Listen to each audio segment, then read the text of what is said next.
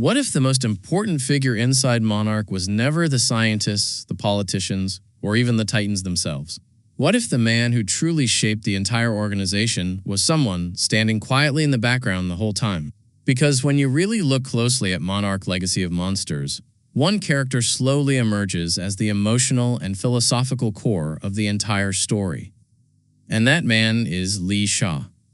At first glance, Shaw doesn't seem like the kind of person who would define the future of a secret global organization. He isn't a flashy genius scientist, and he isn't a powerful government official calling the shots from a war room. In many ways, he feels like an outsider, a soldier placed into situations far beyond what he was trained for.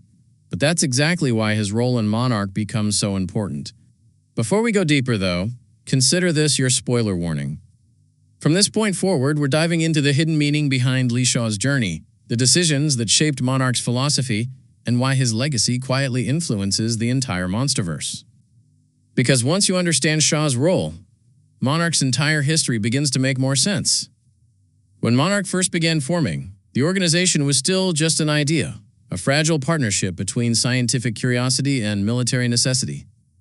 People like Keiko Miura and her colleagues were obsessed with uncovering the truth about mysterious creatures and strange signals appearing around the world. They believed these clues pointed toward the existence of ancient beings humanity had never documented, creatures that would eventually become known as Titans. But for the military and the governments funding Monarch, the situation looked very different. To them, these discoveries weren't fascinating mysteries. They were potential threats. This tension between understanding and control sits at the heart of Monarch's entire story, and Lee Shaw ends up standing directly between those two perspectives. As a soldier, Shaw initially approaches the mission with practical caution. He's there to protect the scientists and ensure the operation doesn't spiral out of control. But the more time he spends alongside researchers like Keiko, the more he begins to realize that the world is far stranger than he ever imagined. What begins as a job slowly becomes something more personal, because Shaw doesn't just witness the discovery of Titans. He witnesses the moment humanity realizes it has never truly been alone on this planet. One of the most defining aspects of Shaw's character is his ability to adapt. Unlike many of the military figures around him, he doesn't immediately see the Titans as enemies to be destroyed. Instead, he starts to recognize the deeper implications of their existence. If creatures like Godzilla have lived on Earth for millions of years, then humanity isn't the dominant force on the planet. We're simply the newest species learning how to survive here. This realization becomes a turning point for Shaw. Instead of treating Monarch purely as a defense organization, he begins supporting the idea that the Titans must be studied and understood, rather than immediately eliminated. In other words, Shaw becomes one of the first people inside Monarch to embrace the philosophy that later defines the entire organization.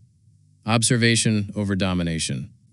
Understanding over destruction. This shift might seem subtle, but it fundamentally shapes how Monarch evolves over time. Without voices like Shaw pushing for caution and curiosity, the organization might have become nothing more than a military weapon designed to hunt Titans.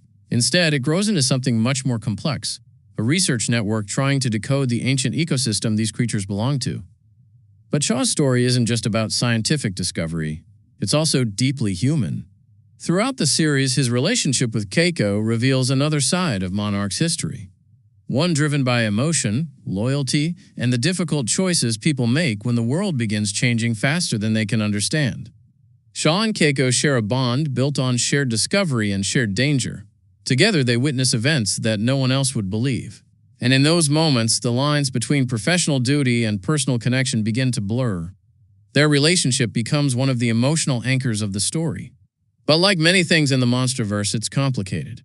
Because Shaw isn't just dealing with Titans and scientific revelations. He's also dealing with time itself. One of the most fascinating aspects of Shaw's storyline involves his strange connection to the mysterious environments where Titans originate.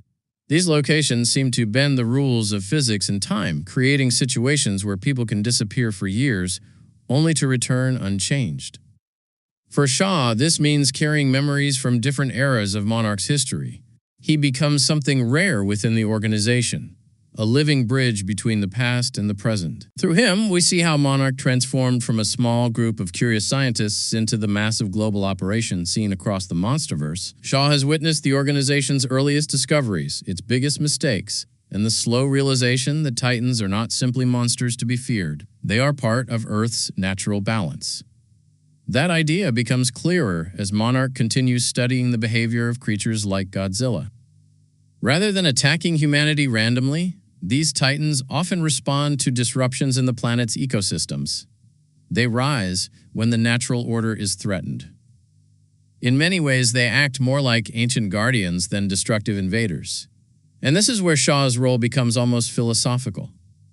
Because the lessons he learned decades earlier about humility, curiosity, and respect for forces larger than humanity slowly become the guiding principles of Monarch itself. The organization may have grown far beyond its original founders, but Shaw's perspective continues, echoing through its decisions.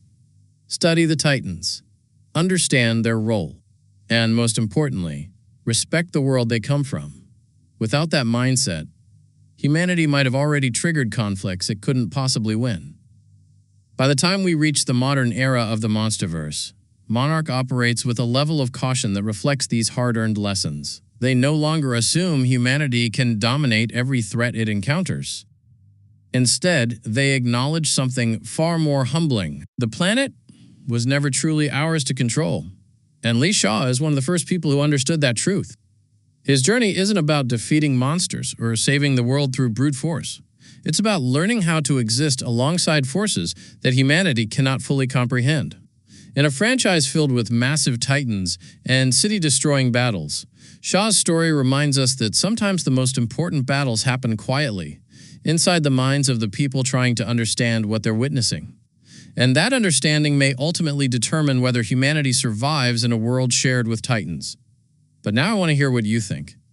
Do you believe Lee Shaw is the true moral compass of Monarch? Or do you think the organization will eventually abandon his philosophy and try to control the Titans again? And if Monarch ever loses that sense of balance, what do you think creatures like Godzilla would do? Let me know your theories down in the comments. I always enjoy reading them. And if you enjoy cinematic breakdowns uncovering hidden layers in stories like Monarch Legacy of Monsters, make sure you subscribe to the channel so you don't miss the next theory. Because sometimes the biggest secrets in the MonsterVerse aren't the Titans, they're the people who chose to understand them